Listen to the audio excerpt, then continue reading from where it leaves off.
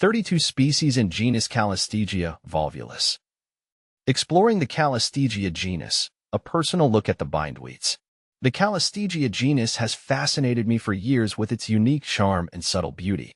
These plants, commonly known as bindweeds or false bindweeds, belong to the Convolvulaceae family, a group well known for their climbing and twining habits.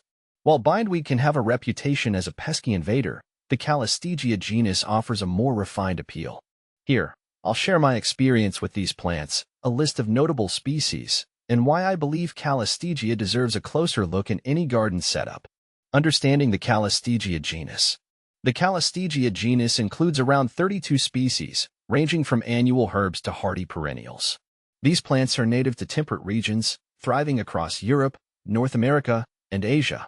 What captures my attention about Calystegia is the way its flowers open each morning with simple beauty, especially under the right sunlight. However, gardeners should keep in mind that some species have a tendency to spread aggressively. They're resilient, adaptable, and surprisingly lovely when managed properly. Calystegia species.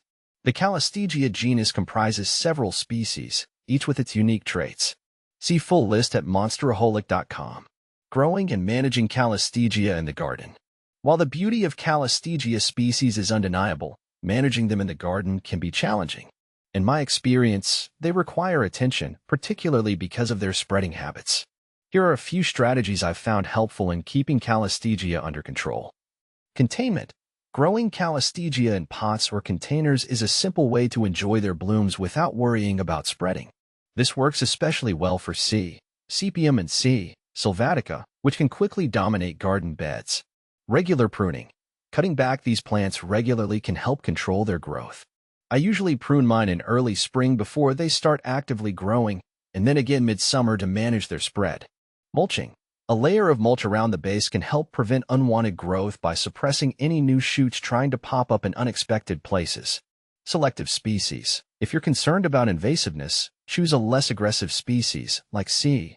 soldanella, which has a more compact growth habit and doesn't spread as aggressively as some of its cousins.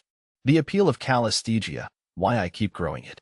While Calystegia's invasive tendencies can be off-putting, there's a certain joy in seeing their resilient flowers open in the morning. Their climbing and trailing abilities make them fantastic for trellises or garden arches, where they can create an enchanting display. Additionally, Calystegia flowers attract bees and other pollinators, adding an extra layer of biodiversity to the garden. Beyond their ornamental appeal, some species have been used in traditional medicine for their laxative properties, and though I don't use them medicinally, it's fascinating to know these plants have had historical importance as well. Final thoughts. A balanced appreciation for Calystegia. Growing Calystegia requires patience and a strategic approach, but for me, the rewards are well worth it. Their flowers, though short-lived, have a refreshing simplicity, and with careful management, they can bring a touch of wild beauty to almost any garden setting. Whether it's the bold presence of C. sylvatica or the coastal charm of C. soldanella, each species has a unique personality. If you're a gardener who enjoys a bit of a challenge and doesn't mind a touch of wildness, Calystegia is a genus worth exploring. Just be prepared to keep an eye on it, and you'll find that the delicate blooms bring a unique charm that few other plants can offer.